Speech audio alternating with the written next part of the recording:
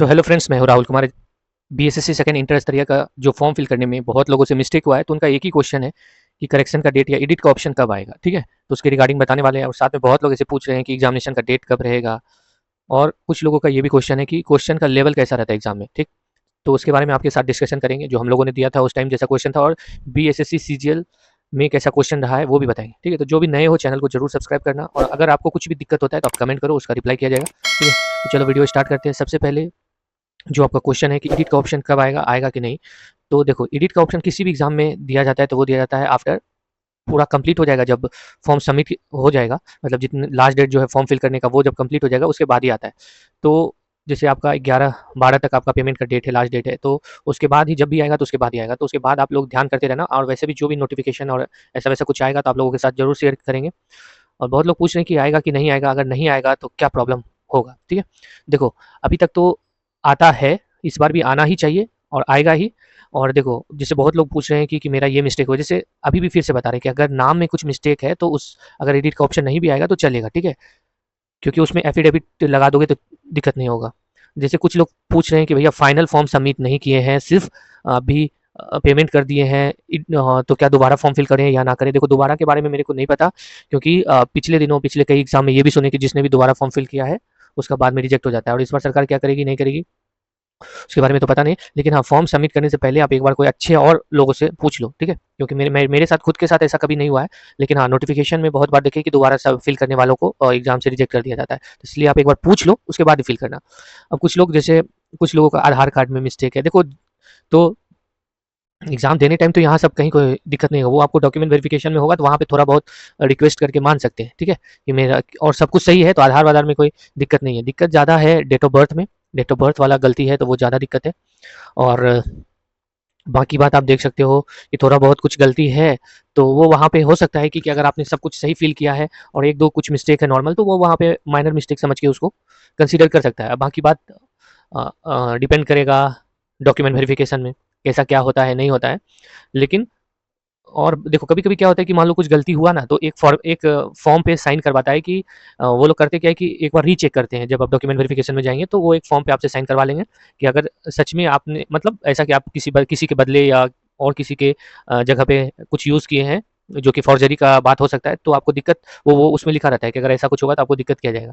अगर सब कुछ आप ही हैं और थोड़ा बहुत कुछ मिस्टेक है, तो वो साइन करवा के फिर रीचेक करता है। अगर सब कुछ सही मिलता है तो फिर आपको ले लेगा। ठीक है? तो यहाँ तक होगा। और देखो, अभी भी एसएससी जीडी का जो फॉर्म फिल करने के लिए डेट दिया गया है, उसमें भी लास्ट डेट दिया गया है कि कितने तारीख से इतने तारीख तक आपको करेक्शन का मोड ओपन रहेगा। जो भी गलत किए हो तो कर सकते हो।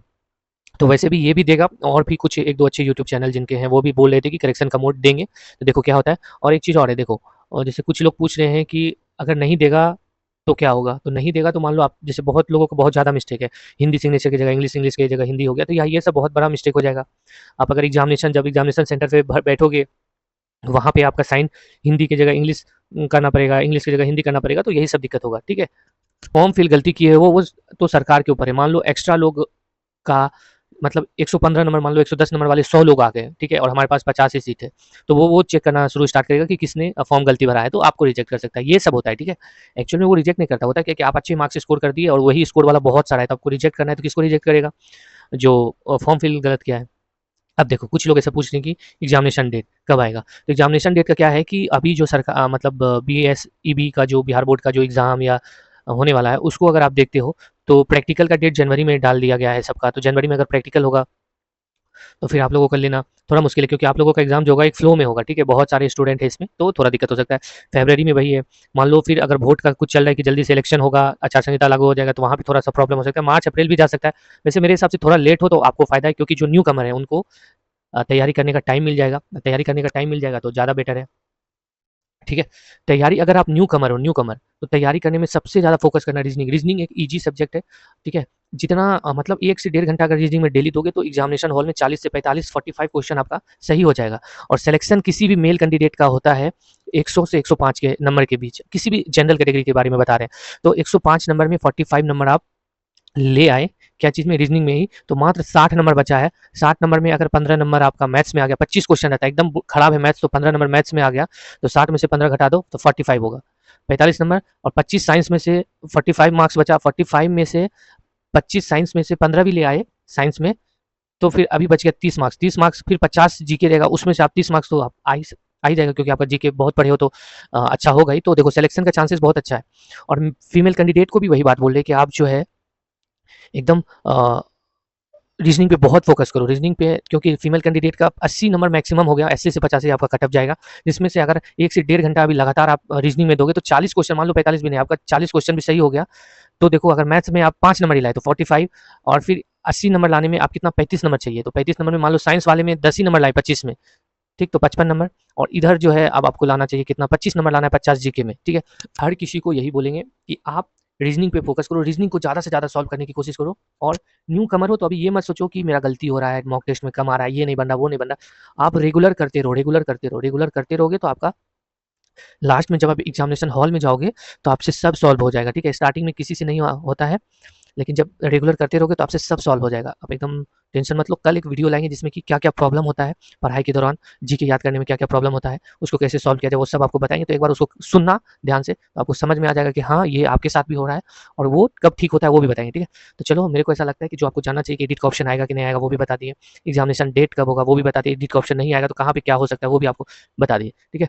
तो और भी कुछ आपको जानकारी चाहिए बीएसएससी, अब तो फॉर्म फिल करने का लास्ट डेट आ ही गया है, ठीक है। जो भी आपका गलती हुआ है आप ध्यान करके रखना, एडिट का ऑप्शन आएगा तो उसके हिसाब से आप सुधार करना। एग्जामिनेशन का लास्ट डेट आ ही गया है फॉर्म फिल करने का, अब आपको कम समय है एडिट के ऑप्शन के लिए, दे तो बहुत ही अच्छा है, क्योंकि बहुत लोग लेटर भी लिखे हैं तो उसके अकॉर्डिंग देना ही चाहिए, और बहुत लोग बोल रहे हैं कि देगा ही देगा, ठीक है।